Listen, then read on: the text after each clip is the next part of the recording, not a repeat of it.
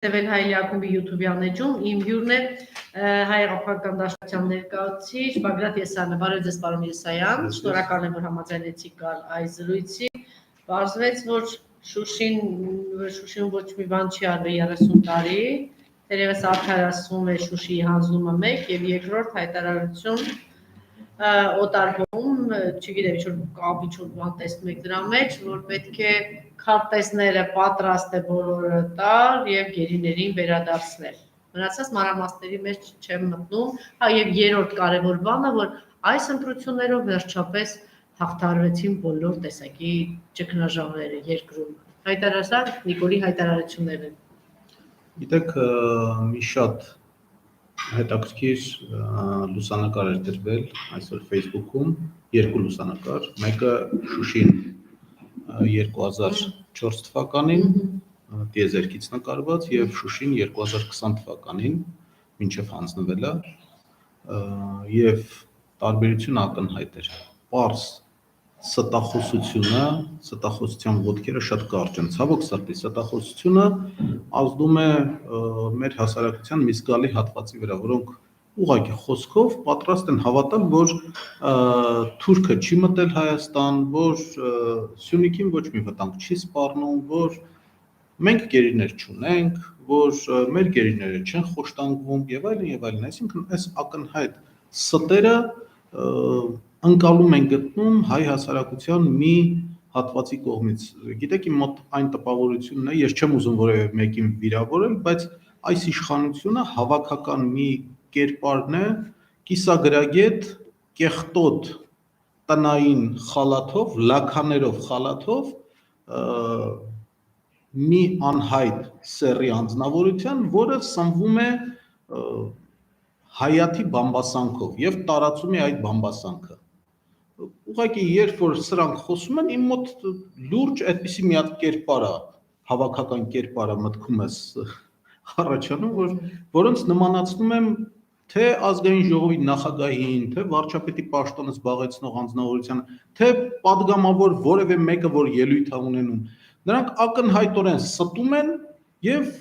փորձում են այնքան ինքնավստահ խոսել այդ ստերը արտահայտել, որ ժողովրդին համոզեն, որ դա իրականությունն է։ Եվ ցավոք սրտի նորից կրկնեմ, մեր ժողովրդի մի հատված հավատում է, անկեղծորեն հավատում է այդ ստերին, կամ ուզում է հավատալ այդ ստերին, արդարացնելու համար իր շատ այլանդակ վարքագիծը կամ այլանդակ պատկերացումները կամ արժեհամակարգի իսպառ բացակայությունը, որովհետև սրանք, ճիշտն ասած,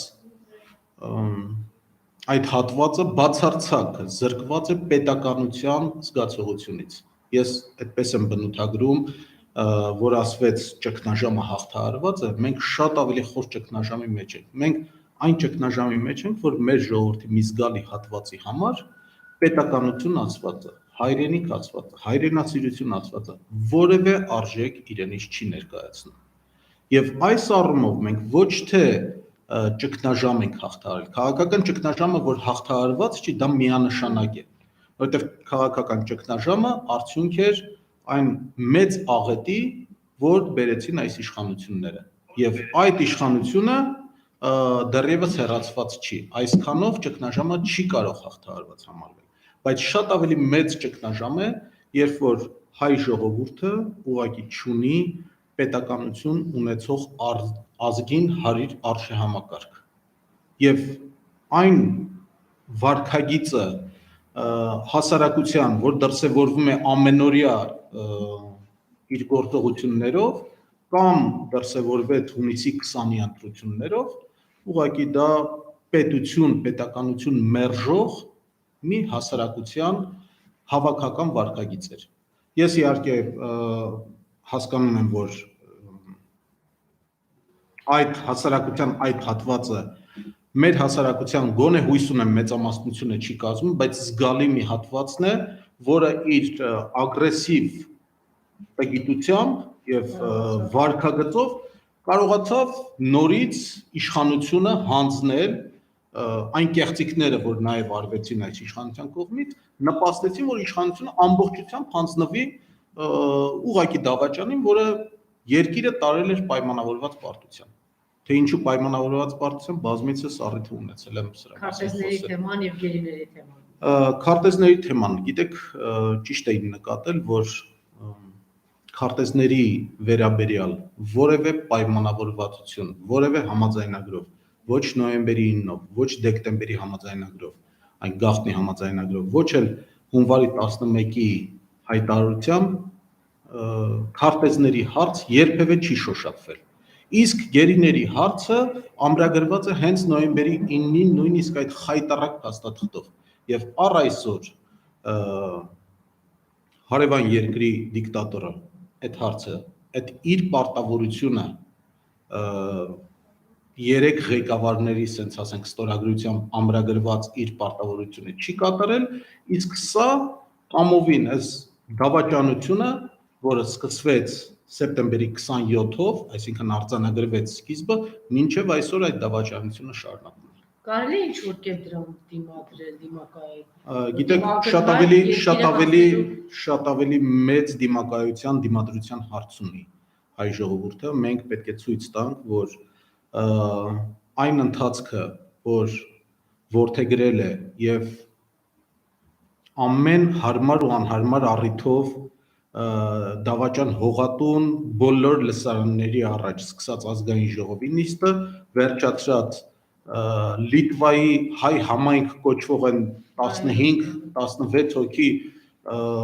չգիտեմ որտեղից հավաքված անձնավորությունները կրկնում է, որ ես ունեմ մանդատ խաղաղության դարաշրջան սկսելու, ինքը ամեն լսարանում այդ մանդատը թափահարելով, որ ես ժողովուրդը ինձ ձայն է տվել, եւ ես բացում եմ խաղաղության դարաշրջան, բոլորի համար պետք է ակնհայտ լինի, որ խաղաղության դարաշրջան ասելով այդ անձնավորությունը բացելու է Հայաստանի թրքացման, Հայաստանի եւ Արցախի հայաթափման դարաշրջանը։ Այս տարածքը վերածվելու է, արդեն բացել է նոյեմբերի 9-ին համաձայնագրով, ես կարծում եմ, եթե այդքան հեռու գնացինք,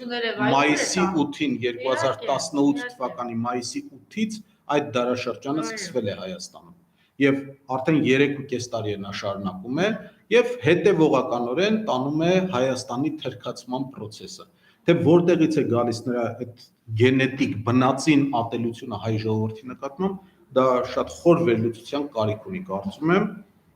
բայց առնվազն գաղափարապես ես վստահ եմ, որ նրան սնել եւ մեծացրել են առաջին նախագահը այսօրվա օրվա համար ծնել մեծացրել է առաջին նախագահը եւ իր արատավոր շրջապատը։ Ինչքան է քննադատենք Լևոն Տեր-Պետրոսյան, չնայած իր ժամանակ չէ, Քոչարյանը, Ռոբերտ Քոչարյանը, ոչ Ռոբերտ Քոչարյանի ժամանակ, ոչ Սերժ Սարգսյանի ժամանակ անշուշտ դժվար էր պատկերացնել, որ Ալիևը կրծեր կլներ, ավակ կլներ, որ որևէ մեկը կհամարձակվի ինչ-որ մի խոսք ասել մեր նախագահների կամ ինչ-որ մեկի հասցեին։ Հիմա այդ դուռն է բացել ինքը, ակամայից է, թե, չգիտեմ, Սերժ Սարգսյան եւ Ալիև լսեցիք այսօր, հա, այդ պատասխանը Սերժ Սարգսյանին։ Այո, պատասխանը լսեցի, գիտեք, ավելորդ է խոսել այս անձնավորության արժանապատվության մասին, որովհետև մի մարդ, որը փորձում է արժանապատվությունը իր պահել օրենքի մեջ պատժիչ հոդվածներ, տուգանքների չափ մեծացնելու համար եւ միևնույն ժամանակ իր անասնական վախը փորձում է հաղթահարել հազարավոր թիկնապահների եւ ոստիկանների ուղեկցությամբ տեղից տեղ տեղափոխվելով, աշխատանքից դուրս գալիս, մարդիկ աշխատանքից դուրս են գալիս, սովորական Վլադիմիր Պուտինը, պատկերացրեք, ասենք։ Ես լավ եմ պատկերացնում, ինչ անգամ ավելի շատ օրեր կա, որ երբ որ վախը սրվում է, այո, նաեւ ինչու՞ չէ, նաեւ ներքին խոսակցություններ կան, թե նա ինչպես է գիշերները քնում, ինչպես է վեր թռնում ամեն մի փոքր աղմուկից, ինչպես է սկանդալներ սարքում, քանի որ մի խոսքով լավ, այդ մասին չխոսենք, բայց իր այդ վախը հաղթահարել նրան այդպես էլ չի հաջողվում, եւ նա փորձում է օգտագործել պետական ապարատը իր այդ բնազդային վախերը հաղթահարելու համար։ Թիկնազորով իրեն շրջապատելով, օրենքը խստացնելով, տուգանքներ սահմանելով, բայց որևէ մեկը, եթե հիմա հողատու բառը օգտագործում է, որևէ մեկի համար գաղտնիք չի։ Այսինքն կարիք էլ չունի անուն տալու։ Սյունյաց ողջույններ, երբ որ հղում են, հստակ է, չէ՞, ում մասին են խոսում։ Իսկ այդ գործով դուք եք, հա, կանչել այդ գործով եք, այլ գործով եք։ Այդ գործով եմ դատախազության մոտ վանկարկումները ողջուն հվել է մի քանի քրեական գործ ունի։ Ես ինքս չեմ վանկարկել այդ բառերը, որը ամենևին չի նշանակում, որ բնորոշման հետ համաձայն չեմ։ Որովհետև բնորոշումն էլ, գիտեք, բնորոշումը մի քանի շերտ ունի կոնկրետ մարդու համար եւ դա բնութագրում կարող է լինել եւ նրա հոգեվիճակը կարող է լինել, որովհետեւ շատ դեպքերում ակնհայտ է, որ նա ավելի վիրավորվում է կապիտուլյան բառից, քան այդ բնորոշումից։ Երևի շատ հաճախ են իր մասին հնչեցրել այդ բնորոշումը, դրա համար նա հոգեպես ավելի կապիտուլյան բառը եւ որ 5 միլիարդ վերցրել է։ Այո։ Իսկ մարդը գիտեն երբե չէ շատ սրտներով եւ նեղ։ Այո, երբ որ դա իրականության 100%-ով համապատասխանում է։ Աստորեն այդ բառը այդքան էլ չի ասում։ Տեսեք, շատ կարևոր բան ասացիք վախի մասին, իրականում ինքը վախեցած է։ Հետևաբար, հիմա երբ որ սյունեցի տղաների հարցը կա եւ պետք է շատ ավելի կոնկրետ կտրու կազմակերպված աշխատանք Սյունիքում տեղում այստեղ պարոն Չարչյանը փակված է, այսպիսի բազմաթիվ բաներ։ Երբ որ ընդդիմությունը ինչ որ քայլերի չի գնում, թույլ է տրվում դիմացը ունենալով այդպիսի վախեցած եւ վախկոտ մարդ, չգիտեմ, այստեղ արդեն քննադատության արժանի չի, որ պետք է շատ ավելի կտրուկ բան քայլերի գնալ, հատկապես որ գործ ունենք իրականում վախեցած մարդու։ Եթե վախեցած չլինի, պարոն Էսայան, եկեք ընդունենք, որ չէ փակի այս տղաներին, դա վախի դրսևորում է, չէ՞, կամ քրեական այդքան գործեր չէր անի, կամ այդքան թիկնազոր չէր ունենա։ Հետևաբար գործ ունենալով վախկոտ մարդու հետ գուցե ավելի բան կտրուկ կարծիգորիկ բան քայլերի պետք է գնա ընդդիմությունը։ Մենք որպես Հայ-Հեղափոխական Դաշնակցություն մեր ներսում քննարկումները արել ենք, մեր որոշումները կայացրել ենք, այս 44 օրվա պատերազմից 1 տարի հետո մենք այսպես ասենք նախաձեռնելու ենք եւ ամեն ինչ անելու ենք ազգային դիմադրություն կազմակերպելու համար, որովհետեւ արդեն որևէ կասկած չկա եւ հունիսի 20-ից հետո վախկոտ լկտիացած երկրի վարչապետի աթոռը զբաղեցնող անձը արդեն բաց հայտարարում է, որ ինքը ամեն ինչ տալու է եւ այն խղճուկ փորձերը Ալիևին տարածության վրա ճշտելու, որ երբ որ խոսում են միջանցքի մասին, դա այդքան էլ միջանցք չի, դա կոմունիկացիաների բացման մասին է, ճանապարհների բացման մասին է, իրականում հենց խոսքը գնում է միջանցքների մասին եւ ոչ Էրդողանը, ոչ Ալիևը չեն սխալվում իրենց բնորոշումների մեջ եւ ես վստահ եմ, որ այս տրիոն Ալիև, Էրդողան եւ Փաշինյան ազգանուններով անձանց տրիոն, այո, իրենք ծրագրված համերաշխ այն ծրագիրը, որ գծվել է եւ դրվել է նրանց կողմից սեղանի վրա եւ համաձայնությունը կայացրել է, այդ ծրագիրը նրանք առաջ են տանում։ Եվ այս ծրագիրը հնարավոր է վիժեցնել միայն մի դեպքում, երբ որ համազգային դիմադրություն, համազգային երբ որ ես ասում եմ, այո, ես նկատի ունեմ Հայաստանը, Արցախը եւ Սփյուռքը, մենք պետք է համազգային դիմադրությունը կազմակերպենք եւ ցույց տանք, որ եթե նույնիսկ որևէ փաստաթուղթ թղթի կտոր սա ստորագրի, այդ ստորագրությունը որևէ արժեք չի ունենալու, որովհետեւ հայ ազգը չի ընդունելու դավաճան ղեկավարի պաշտոնը զբաղեցնող անձի կողմից ստորագրված որևէ թղթի կտոր, որը կվտանգի մեր հայրենիքի անկախ հայրենիքի գոյությունը։ Արդեն մենք փաստի հետ հաշտվել ենք։ Ես չեմ կարծում, որ Իրեսն է Արցախի 82%-ը։ Դե եթե այդպես ենք, եթե այդպես ենք մոտենալու, ես չեմ կարծում, որ երբևէ մենք ուշանալու ենք։ Նայեք, 1000 տարի առաջ, 1045 թվականին, երբ որ Պետրոս Գետադարձը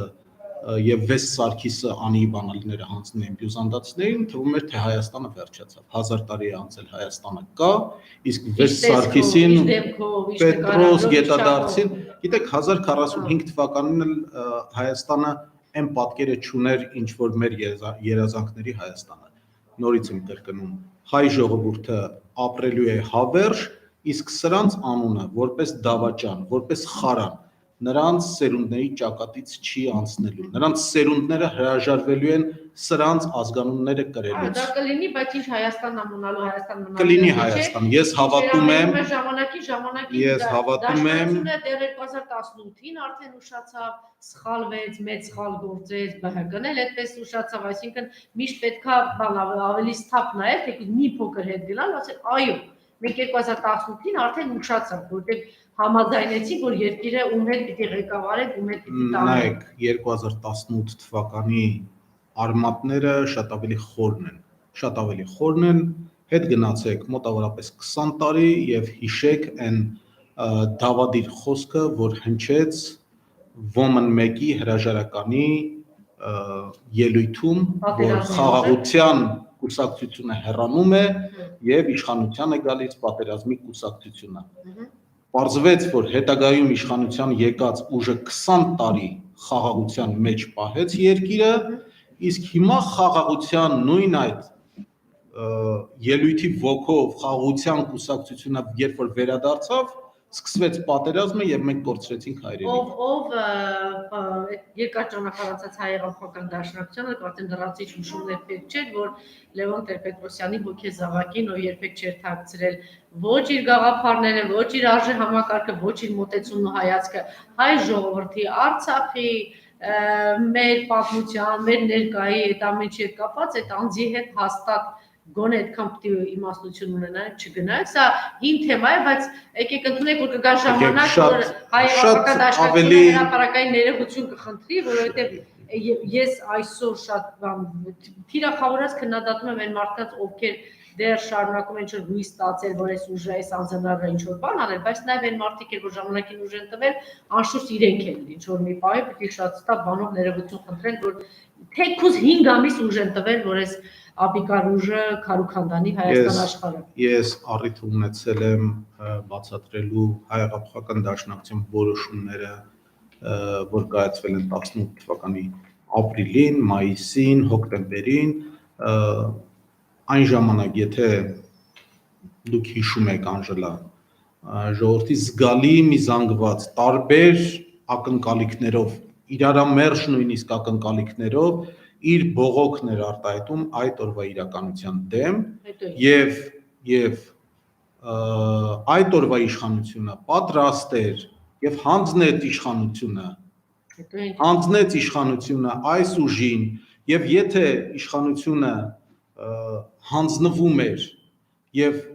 նաեւ վտանգ կար քաղաքացիական պատերազմի չկար Սերժ Սարգսյանը առանց որևէ գրակոչի առանց որևէ դե ուրեմն եթե դուք իրարամերժ բաներ եք ասում եթե իշխանությունը սահուն հանձնվում էր ուրեմն իմաստ չուներ պայքարել դրա դեմ 100-ամյա 130-ամյա կուսակցությունը 130-ամյա կուսակցությունը այն ժամանակ ուներ ընդամենը 5 կամ 6 պատգամներ թող իր փոքրամասնությունով մնար ու ասեր մենք այնքան իմաստություն ունենք այդ թեմային չանդրադառնանք հիմա մի օր հրապարակային այդ խոսենք այդ մասին ավելի խոր տեսեք հիմա արդեն այսպես ասեմ սաղները երևում է պարոն Եսայան որ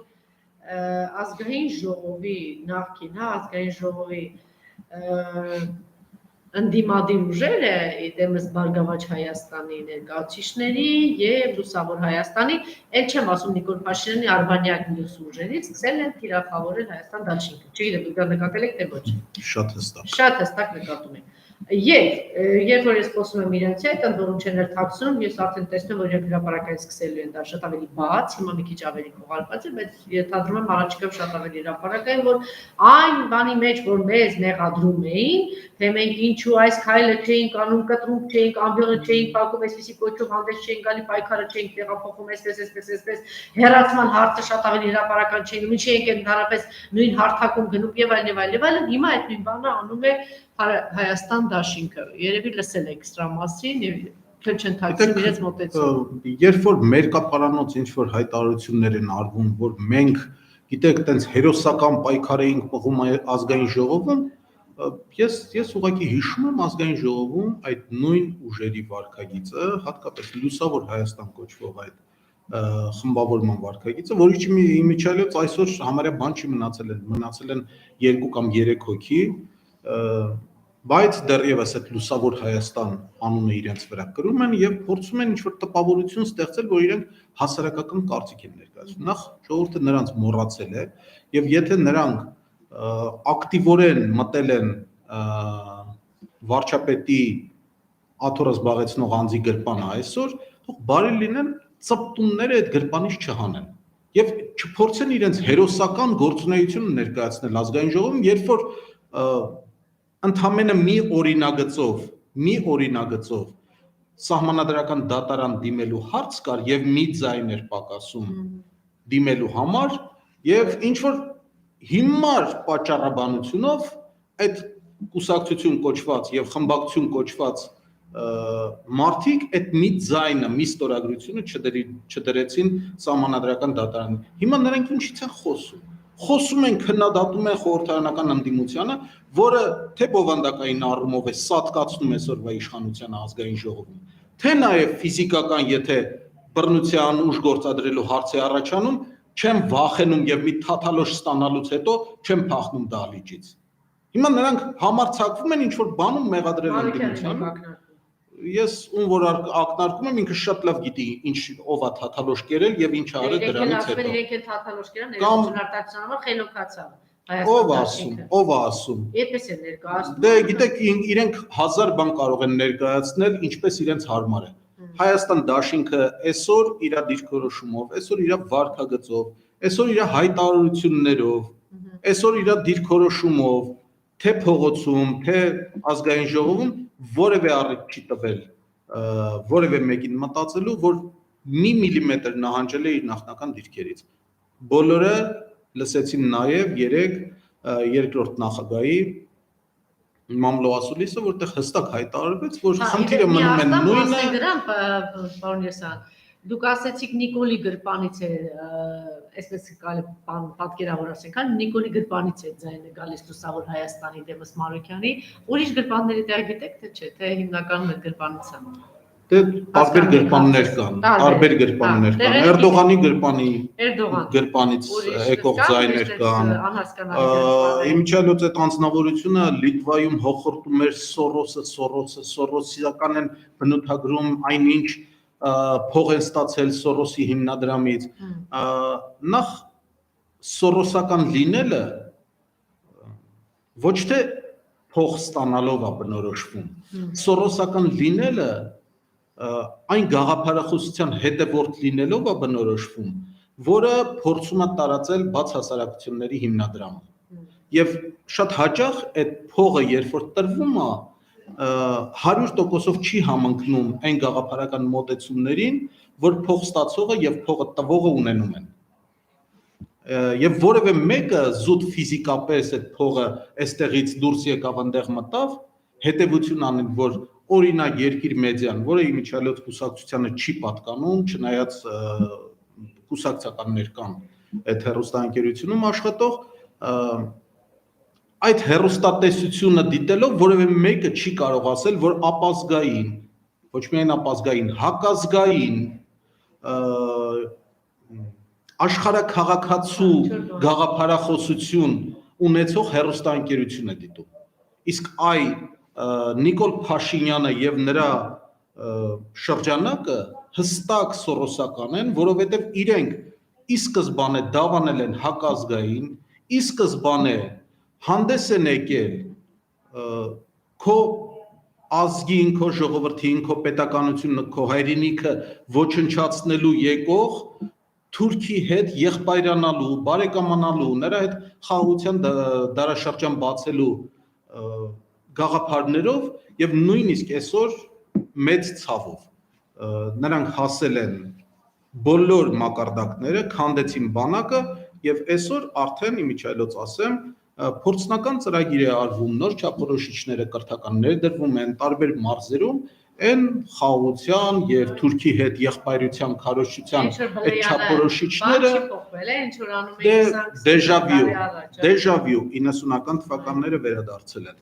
Այնպես որ հիմա սորոսական երբ որ ասում են շատ լավ են բնորոշումը գտնված է եւ վերաբերվում է հենց այս հողատուներին, այս դավաճաններին, որոնք խաղաղություն քարոզելով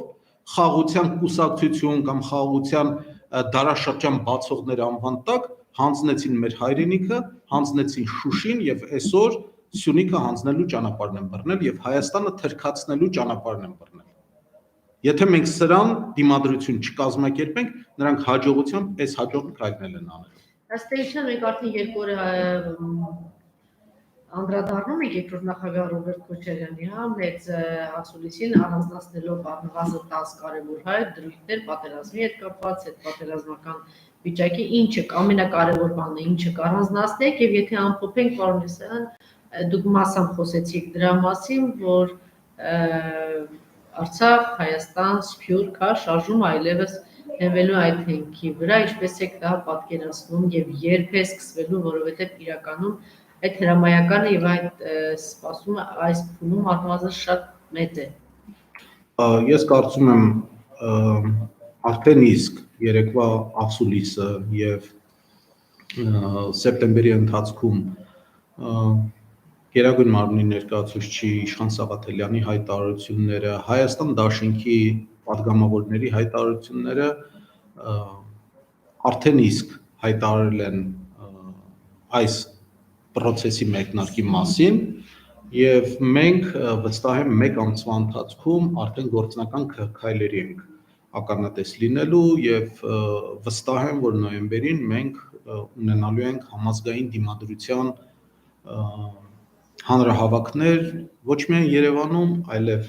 Հայաստանի, Արցախի եւ Սփյուռքի գաղթօջախների տարբեր կարևոր քաղաքներում։ Այսինքն առաջիկա շաբաթվա ընթացքում չի լինելու։ Ես ասում եմ, այն ինչին մենք այո ականատես կլինենք մեկ ամիս հետո, իսկ այդ ընթացքում մենք տարբեր ակցիաների, հանդիպումների, հանրային իրազեկումների ականատեսը կլինենք։ Ինչ վերաբերվում է նախագահ Քոչարյանի երեկվա ասուլիսին, ես նոր բան, որ չի եղել նախորդ 1 տարվա ընթացքում չեմ արձանագրել, ասվում է այն, ինչ որ հետևողական ասվել է նրա կողմից նախորդ տարվա ընթացքում, դիրքորոշումները հստակ եւ շատ բաց ներկայացվել են եւ ես կարծում եմ որևէ մեկը չի կարող որևէ միլիմետր դիրքորոշման տարբերություն արձանագրել նախագահի առաջին ասուլիսի մինչև ձերբակալումը ասուլիսի 18 թվականի եւ այսօրվա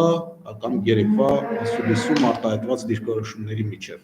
ուղղակի մնում է մի կարևոր խնդիր, որ մեր հասարակությունը վերջապես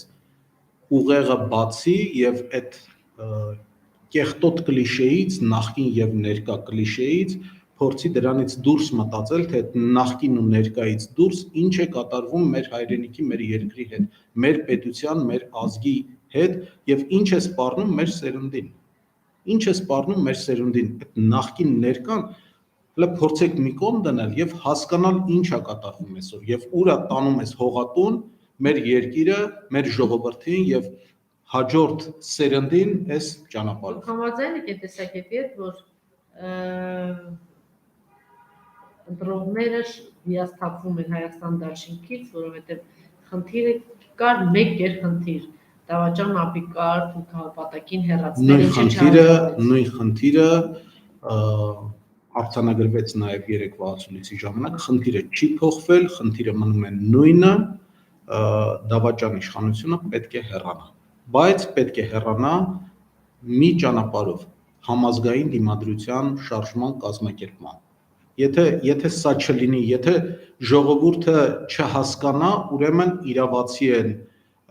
եւ այս հողատուն եւ նրա դաշնակից Ալիևն ու Էրդողանը, որ այս ժողովուրդը ընտրել է այդ ճակատագիրը։ Ինչ ասել։ Ժողովուրդը շատ բան է ճիշտ բան չի հասկացել։ Հիմա թողնել ժողովրդի վրա դա ինչքանով է ճիշտ։ Այսօր ավելի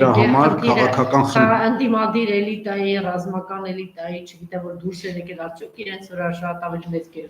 խնդիր չի դրել, թե չէ թողել ժողովրդի վրա 90-ականներին էլ շատերը լավ հիշեցին, ասեն մենք այսպես ենք ու հիշեցին, ասեցին ավտոբուսները կանգնացնում էին Վազգեն Սարգսյանի հրամայականներ զորով տանում են ռազմի դաշտ, այնպես չի, այսինքն շատ բաներ հենց այդ նույն էլիտայից է, հա, իրենց է կախված եղել եւ այսօր թերանում է այդ էլիտան իդեմս, որովհետեւ իշխանական էլիտայի մասին ծիծաղելի է խոսել, ընդդիմադիր էլիտան պիտի շատ ավելի բան քայլերի գնա։ Նայեք, դուք չեք ընդունում մի բան ձեր խոսքում, տարբերությունը շատ մեծ է։ Այն ժամանակ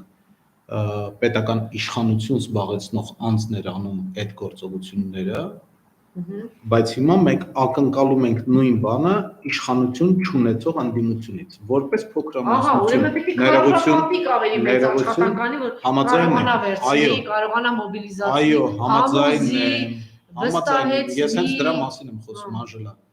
քաղաքական էլիտայի խնդիրը, եթե նույնիսկ ինքը փոքրամասնություն է, ինքը պետք է, այո, տասնապատիկ ավելի մեծ ջանք գործադրի, որպեսզի կարողանա փոքրամասնություն լինելով հետևողական քայլերի եւ ջանքերի գնով դառնալ մեծամասնություն եւ ստիպել իներտ զանգվածին, որը փողոց դուրս չի գալիս, որը չի ուզում, այսպես ասենք, քաղաքականության մասնակցել, որը իրականում քաղաքականություն էլ չի, ազգի ճակատագրի որոշման հարց է, նրան տանել իր ետևից։ Ես վստահ եմ, որ եթե իր ետևից տանելու խնդիրը այս ընդդիմությունը կարողանա լուծել, ինքը շատ արագ սրանց շպրտելու է դուրս, որովհետև որևէ հիմք սրանք չունեն, բացի անգրագետ զոմբիացված իրենց կուրորեն հետևող զանգվածին ստերով կերակրելուց, իրենք ուրիշ որևէ հիմք եւ զենք չունեն։ Ես այսօր արդեն մեկ անգամ դրա մասին խոսել եմ, չհամաձայնելով Ռոբերտ Քոչարյանի հետ, ինքը ասում է, որ պետք է տեղերում, մենք նկատենք հանրության մեջ այդ գիտակցումը լինի, այդ շարժումը առաջ գա, մենք տեսնենք, որ հասունացել է եւ այլն, բայց ներողություն։ Մենք ամեն ինչ պետք է անենք, որ տեղերում այդ շարժումը հասունացվի։ Այո, կարելի է արդեն քանի ամիս է ձերբակալված էլ այդ շարժումը չի երևում, Սյունիքը կրակահերթի տակ այդ շարժումը չի ձևավորվում, ճանապարհը փակում էլ այդ բանը չի ձևավորվում, ընդդիմադիր գործիչների նկատմամբ տերոր է բացահայտ, քաղբանտարկյալներ են, տերորի են բոլորը յետարկում, բոլորիդ վրա քրեական բազմաթիվ գործեր եւ այլն շարժումը չի ձևավորվում, այսինքն նախադրյալներ կան, երեք էլ այսօր էլ 3-4 օրն էլ եւ այստեղ է որ վարանում են եւ այստեղ է որ չեմ կարելի չի համաձայնել երկրորդ նախագահի հետ, որ պետք է սպասել, պետք է ձևավորել, թե չէ ինչպես ես նախորդ զրույցի ժամանակ ասեցի, թուրքերը կարող են ձեռքերը ծալած նստեն, այստեղ չէր ձևավորվի, աշխատեցին, չէ՞ տարիներ, Սորոսը աշխատեց, չէ՞, հասան իրենց նպատակին։ Երկրորդ նախագահը չի ասել պետք է սպասենք, մինչև տեղերում ձևավորվի, մենք պետք է ջանքերը գործադրենք, որ այդ շարժումը հասունանա, որպես քաղաքական ուժ, որպես կուսակցություն, մենք անելու ենք ամեն ինչ, որ ժողովրդին բացատրենք ինչ է կատարում իրականում Հայաստանում եւ ով է իրականում Հայաստանում իշխանության գլուխ կանգնած այսօր։ Թե չէ Դիլիջանի այդ կանանց որ ասեցի, խոսեցինք իրենց նման, կասեն կգան կխափեն, կասեն չէ թուրքերը ջերմուկի ներողություն, իմ զրույցն եմ ասում էլի 3-4 օրվա, կասեն չէ թուրքերը ոչ թե այն բարձունքից են, այս տարաչեն, այլ ինչ կան եղել, ոնց որ այսօր իշխանությունը տեսեք էլի շարունակում է աշխատել, Էլի այդ սուտը, որ 44 օր շարունակ հեռուստատեսությամբ հնչում էր եւ բոլոր նրանք, ովքեր փորձում էին զգուշացնել, որ մենք պարտվում ենք, մեզ տանում են դեպի պարտություն, ձեզ ուղղակի թմբիրի մեջ են պահում ժողովուրդ եւ հաղթում ենք ասելով, արդեն հանձնում են բուն Լեռնային Ղարաբաղի հողերը, բնիկ հայկական հողերը, որտեղ հայ բնակչությունը դարեր շարունակ, հազարամյակներ շարունակ ապրել է, այդ ասողներին ասում էին դավաճան եւ հիացած նայում էին հեռուստաէկրանին, թե ինչպես ենք մենք արդեն գրավել Գետաշենը եւ ինչպես ենք ոչնչացրել Կիրովաբադի օդանավակայանը։ Այդ ստոր ստերի համար ես ասում եմ բոլորը պատասխան են տալու։ Շնորհակալություն։ Յուրնետ հայ ապական դաշնակցության ներկայացուցիչ Բագրատ Էսյանը, շնորհակալություն, որ այսօր հետևում եք մեզ։